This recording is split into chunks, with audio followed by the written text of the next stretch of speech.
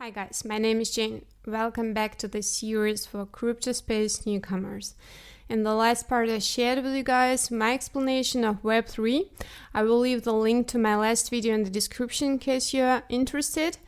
Today I'm going to tell you about cryptocurrency storage methods, namely hot and cold wallets. Watch this video till the end to find out how they differ and which one will suit you better.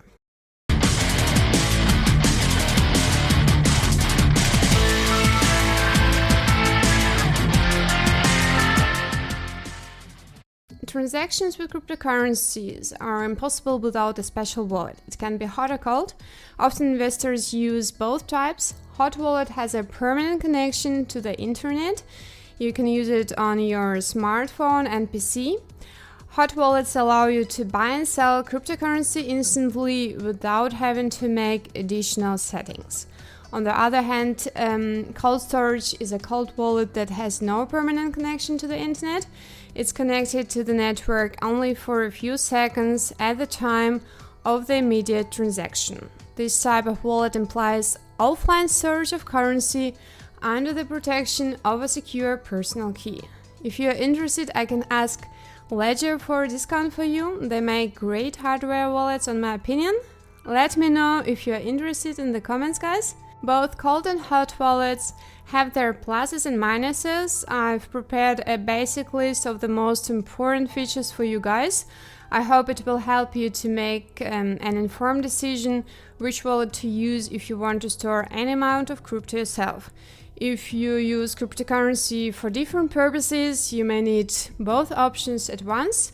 Let me explain why. Among the pluses of cold wallets, you will find the ability to create backups and the highest level of protection against hacking. Cold storage is more often presented in hardware form, which means it can be a hard drive for a computer or a separate device on which all the information is stored. It's difficult to perform transactions quickly, given the specifics of use, so the option of using a cold wallet is ideal rather for a long-term secure storage of cryptocurrency. On the other hand, hot wallets boost fast transactions and support for more cryptocurrencies. They will suit beginner miners who don't have large amounts. The main disadvantage of a hot wallet is that it doesn't have such a high level of protection as a cold one. A hot wallet is easy made online on any platform which offers cryptocurrency storage services. You can create a hot wallet either on an exchange or using a specialized service.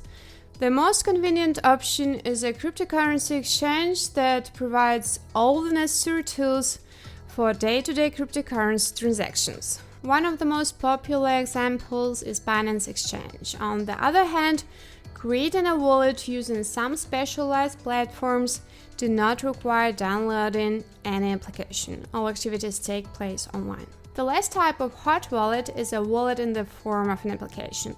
The most popular services include Trust Wallet and MetaMask. I have a video about MetaMask wallet on my channel, guys. Take a look if you are interested. I will leave a link in the description for you. Trust Wallet and MetaMask are multi-currency wallets that can be used as an app on your smartphone and PC. That's all about hot and cold wallets for today, guys. Thanks for watching this part in the series.